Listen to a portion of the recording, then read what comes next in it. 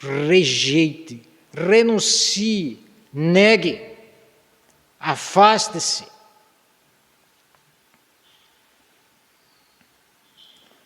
Sabe por que existem muitos crentes fracos hoje?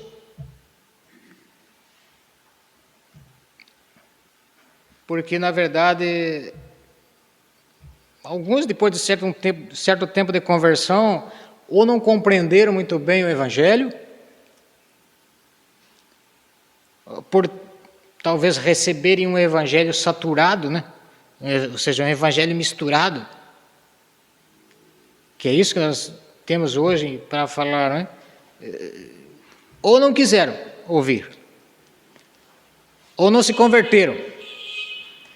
Temos diversas circunstâncias que podem fazer com que um crente continue, por exemplo, deprimido, fraco, sem atividade no reino de Deus, sem santificação, sem firmeza, sem zelo pelo Evangelho. Mas, principalmente, por falta de compreensão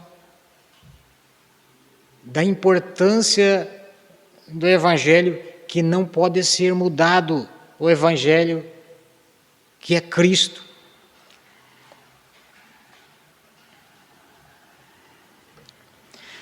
Perceba uma coisa, em todas as cartas de Paulo, ele vai falar inclusive de perseguição. Paulo, aliás, desde o dia que se converteu até o dia da sua morte, ele não teve um dia de paz.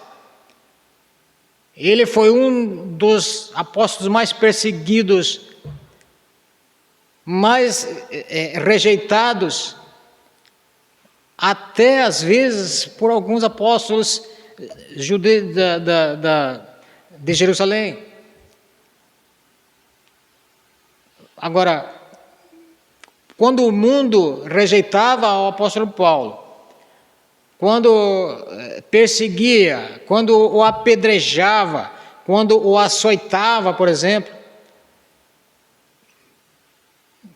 ele não tinha muito problema com isso. Ele até achava que isso era meio que normal, quase que normal isso. Agora, quando alguém de dentro do seio da igreja se levantava e falava bobagem, falava heresias, e queria misturar o Evangelho, por exemplo, com certas doutrinas judaicas, ou trazia um pensamento errado para dentro do seio da igreja, ou quando a igreja se afastava ou queria se afastar do Evangelho, ele virava uma fera, ele ficava indignado com isso. Por isso, inclusive o choro, a tristeza dele por saber que no meio do próprio povo de Deus, ele vai dizer aí, no versículo 29, eu sei que depois da minha partida entre vós penetrarão, ou seja, entrarão pessoas no meio da igreja como lobos vorazes, que não pouparão o rebanho. Entrarão na igreja e mesmo no meio de vocês, ele está dizendo aí, vão se levantar pessoas falando coisas pervertidas, ou seja, mentiras. Se levantarão pessoas falando coisas mentirosas, heresias, perverterão a palavra de Deus, o Evangelho, para arrastar discípulos, para fazer discípulos conforme os seus pensamentos, conforme a sua filosofia, conforme a sua maneira de interpretar, inclusive a palavra de Deus, e não interpretar como ela é. Esses versículos, do 28 ao 31, eu vou ler mais uma vez. Atendei por vós e por todo o rebanho, sobre o qual o Espírito Santo vos constituiu bispos para pastoreardes a igreja de Deus, a qual ele comprou com o seu próprio sangue. A igreja é de Cristo, não é de nenhum pastor para estar pervertendo o Evangelho.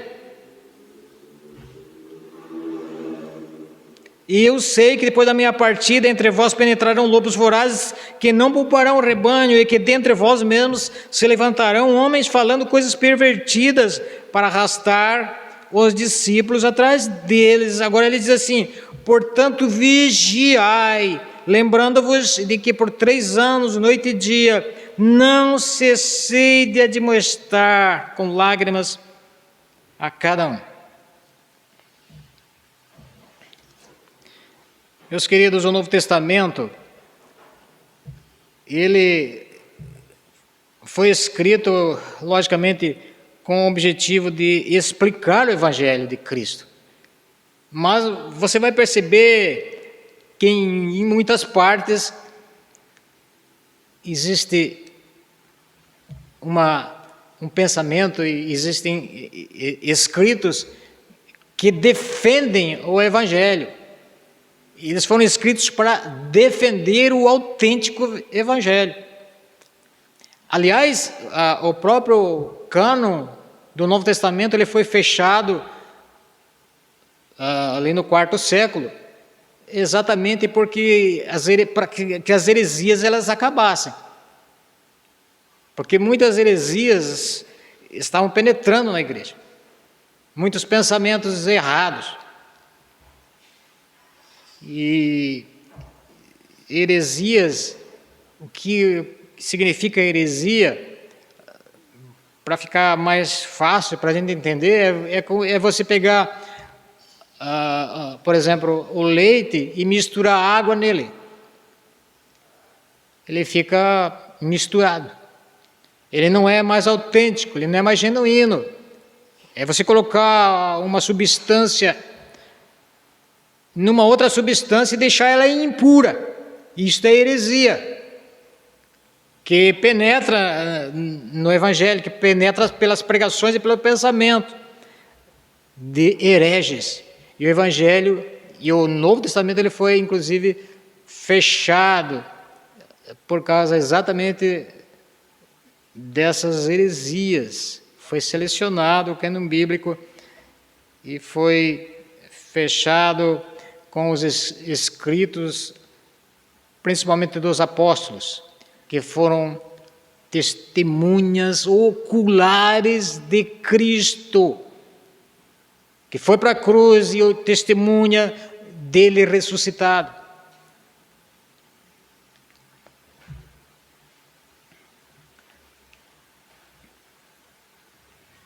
Bem, nós nesse final de semana comemoramos a Reforma Protestante, 503 anos de Reforma Protestante, dia 31 de outubro desse ano, né? Então, 503 anos, nós tivemos transformações enormes na igreja. A igreja, aliás, a teologia reformada, ela tem um pensamento. A igreja reformada, mas sempre reformando. Agora, essa igreja reformada e sempre reformando, não significa que nós devemos reformar a palavra de Deus.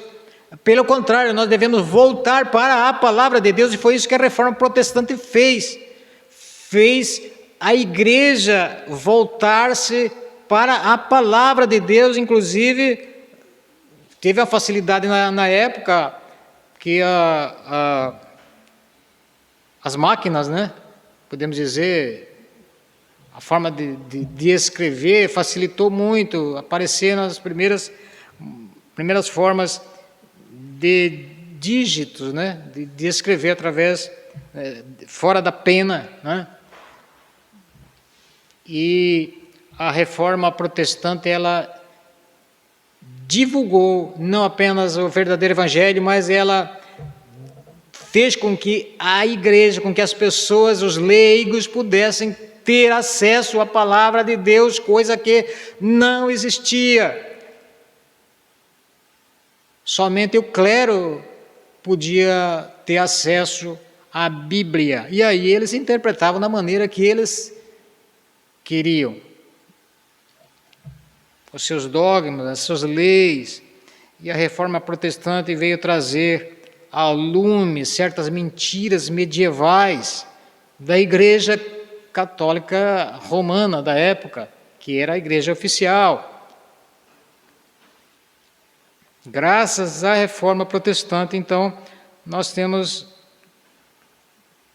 pilares, por exemplo, que foram a base da reforma, e eu quero só citar alguns aqui, aliás, citar os 5 pilares da reforma protestante. E uma delas é que somente pela graça nós temos salvação. A igreja da época achava que a justificação para a salvação, ou seja, você era justificado apenas através dos méritos das boas obras, e mesmo assim a pessoa ficava sujeita a um limbo, ou seja, o purgatório. Você ficava entre o céu e o inferno, e ali era necessário que as pessoas aqui, que estavam aqui na terra vivas, seus parentes, por exemplo, eles fizessem doações para a igreja, fizessem pedidos de orações e tinham que pagar essas orações, enfim. Aliás, somente quem era salvo, sem necessidade dessas particularidades, eram os santos canonizados. Somente os santos canonizados iam para o céu direto. Os outros precisavam ficar ali esperando que alguém, né, fizesse as suas doações e as suas obras aí de caridade. Agora, a reforma protestante vem dizendo somente pela graça e só pela graça, não existe nenhuma necessidade de todas essas aberrações que a igreja, inclusive,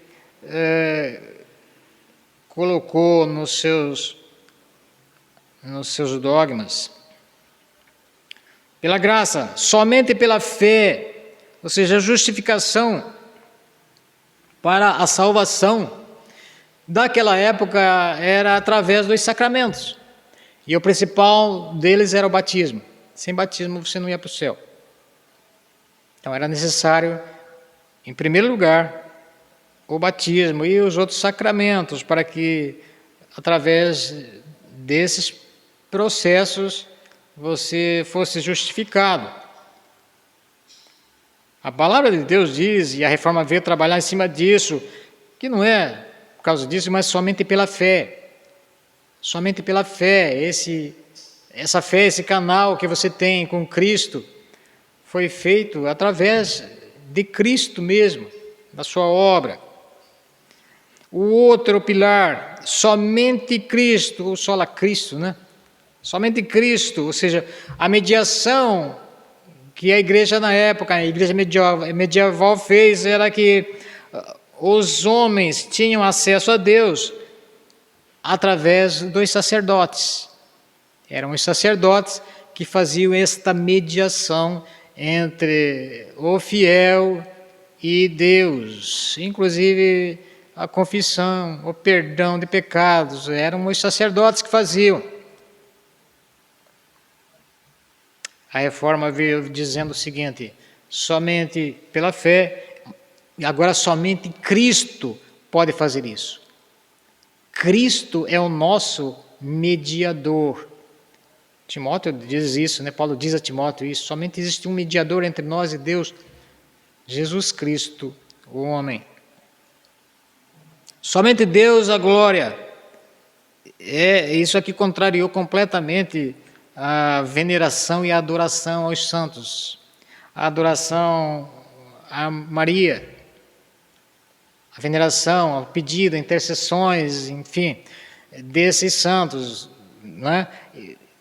E a adoração é somente a Deus, a glória somente a Deus. Então são esses pilares que a reforma protestante veio trazer. Aí a Igreja Católica da época disse o seguinte a Lutero: bem, Lutero, você vai fazer com que aconteça um pluralismo religioso. Ou seja, cada um pode interpretar a Bíblia do seu jeito. Se você levar a Bíblia para todas as pessoas, elas vão interpretar do jeito delas. E aí ele disse o seguinte, mesmo que aconteça isso, a verdade, ela precisa ser exposta. Mesmo que aconteça, a verdade não pode ficar escondida. Agora, vamos aqui para Colossenses, capítulo 1. Nós estamos falando aqui da Igreja Católica, mas a gente vai perceber que também o evangelicalismo está entrando na mesma situação, ou até pior, nos nossos tempos. Tá? Por isso, nós vamos olhar aí em Hebreus, aliás, em Colossenses, capítulo 1, e vamos ler do versículo 13 até o versículo 18, como Paulo defende a igreja de certas heresias que já existiam naquela época. Verso 13 até o verso 18. Ele diz assim: Ele nos libertou do império das trevas e nos transportou para o reino do Filho do seu amor, no qual temos a redenção, a remissão dos pecados. Este é a imagem do Deus invisível, o primogênito de toda a criação.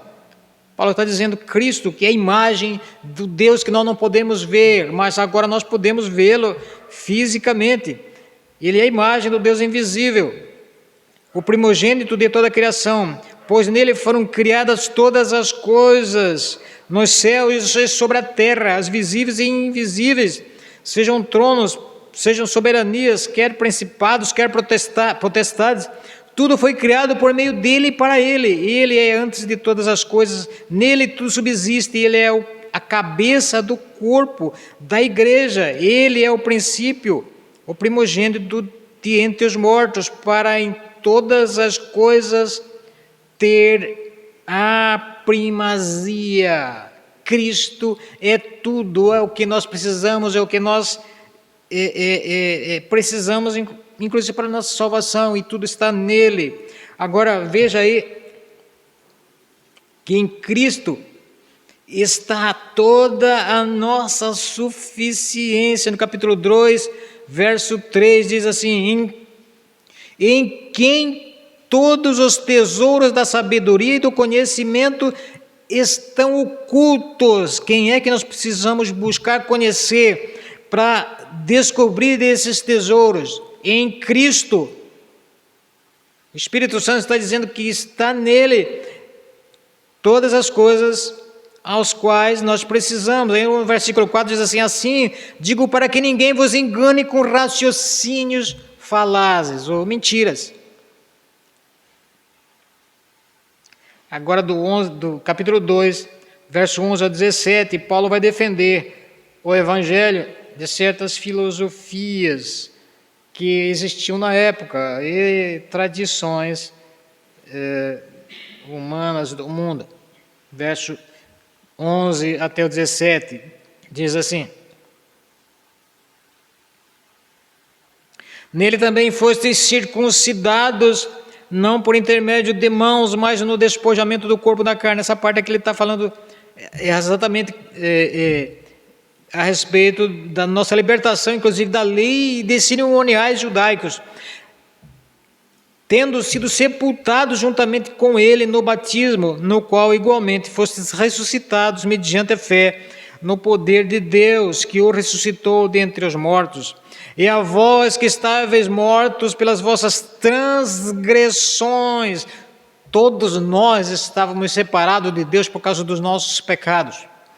Ele diz assim: vós estáveis mortos pelas vossas transgressões e pela incircuncisão da vossa carne, vos deu vida juntamente com ele, perdoando todos os vossos delitos, tendo cancelado o escrito de dívida que era contra nós e que constava de ordenanças, o qual nos era prejudicial, removeu inteiramente, encravando na cruz e despojando os principados e potestades, publicando, expôs ao desprezo, triunfando neles na cruz. Ninguém pois vos julgue por causa de comida e bebida, ou dia de festas, ou lua nova, ou sábados, porque tudo isso tem sido sombra das coisas que haviam de vir. Porém, o corpo é de Cristo. Tudo isso que ele está falando aqui a respeito das tradições judaicas que muitos cristãos queriam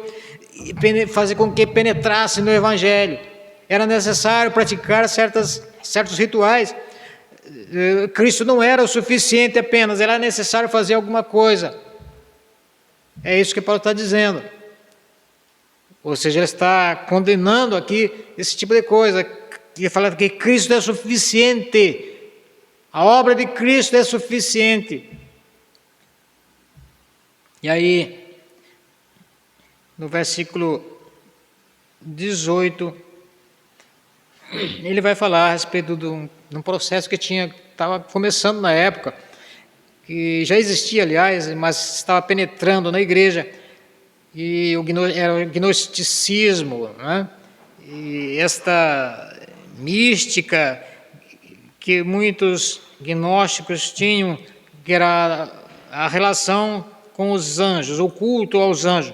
Aí ele fala: ninguém se faça árbitro contra vós outros, pretextando humildade e culto dos anjos, baseando-se em visões, olha só, visões, enfatuado sem motivo algum na sua mente carnal.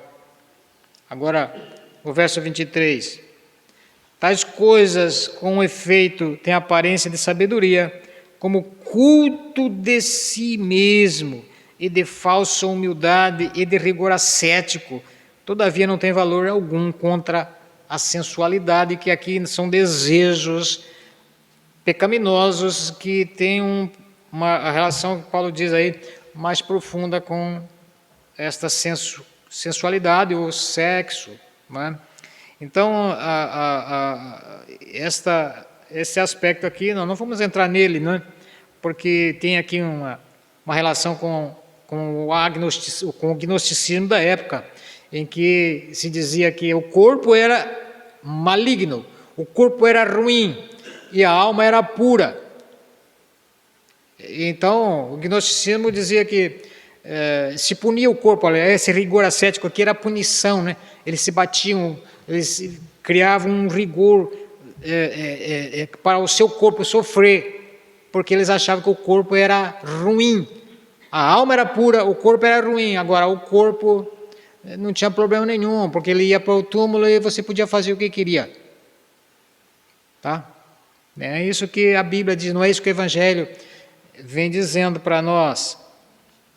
Vou voltar agora para o nosso tempo.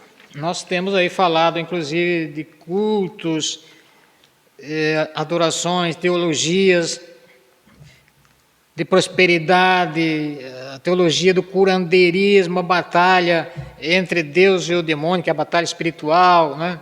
E uma porção de esquizofrenias que tem aparecido aí no nosso tempo. A Bíblia diz, e Jesus disse, que viriam escândalos. Esses escândalos viriam, assim como Paulo também estava sabendo que viriam. Mas Jesus disse: escândalos virão, mas ai daquele pelos quais o escândalo entrarão ou virão. Entrarão e penetrarão na igreja. Existe algum tempo atrás uma das maluquices, né, que apareceu na cabeça de uma pessoa, né, um certo líder aí religioso, evangélico inclusive, e ele disse que Deus falou com ele e tal, e que ele precisava purificar o Rio de Janeiro. E aí ele pediu para as organizações, a igreja, então, pessoas ajudassem ele a alugar um helicóptero e levar um tonel de óleo benzido ou ungido para espalhar, ou seja, salpicar sobre o Rio de Janeiro, para que o Rio de Janeiro então fosse salvo. Essas esquizofrenias, essa loucura que vem, e muita gente acredita nisso.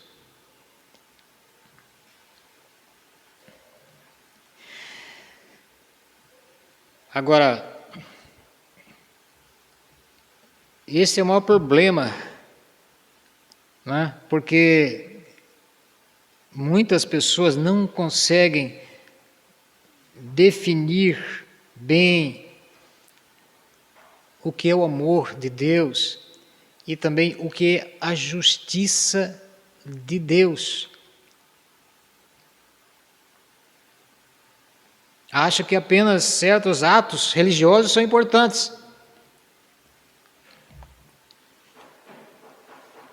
O zelo enganoso é por um culto desejado pelo coração do ser humano e não pela vontade de Deus. Agora, esses problemas, eles acontecem, meus amados, de forma sutis, e se não forem abordados conforme a palavra de Deus, eles começam a fazer parte do costume da igreja, do costume da cristandade, e se cria aí um grupo ou uma igreja que acha que isso é normal, que isso é a verdade, porque não compreendem o Evangelho. Nós falamos aqui domingo passado a respeito do ecumenismo, que a Igreja Católica ela trabalhou em cima desse elemento de ecumenismo no Concílio Vaticano II, que aconteceu de 1962 até 1967. E a base do ecumenismo, eu falei a semana passada, era que todas as pessoas devem ter... Aliás, o ecumenismo significa que todos devem se unir em torno de si mesmo, e para que o mundo, inclusive, veja que a igreja está unida, tá? Que a igreja é uma igreja unida. Essa é a palavra de Jesus, inclusive. A questão é que existem outros aspectos que fazem com que a igreja não consiga trabalhar junto, por exemplo, por causa de uma distorção da fé, distorção de práticas, inclusive.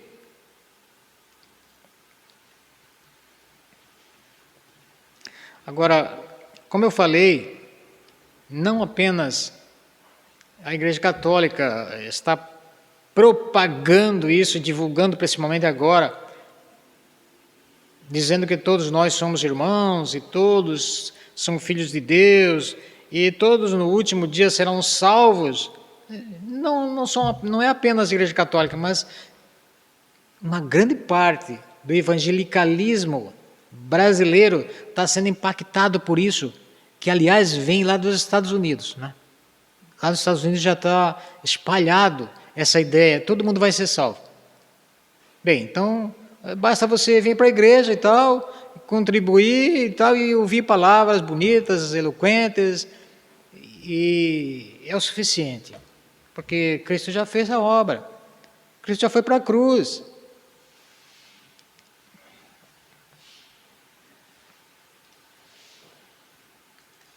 Agora veja aí em 1 Coríntios 10, do versículo 1 até o versículo 12.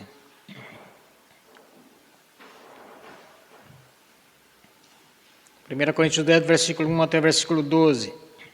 Agora, irmãos, não quero que ignoreis que nossos pais estiveram todos sobre a nuvem e todos passaram pelo mar, tendo sido todos batizados, assim na nuvem como no mar, com respeito a Moisés. Todos eles comeram de um só manjar espiritual e beberam da mesma fonte espiritual, porque bebiam de uma pedra espiritual que os seguia, e a pedra era Cristo. Olha só, eles tinham uma fonte.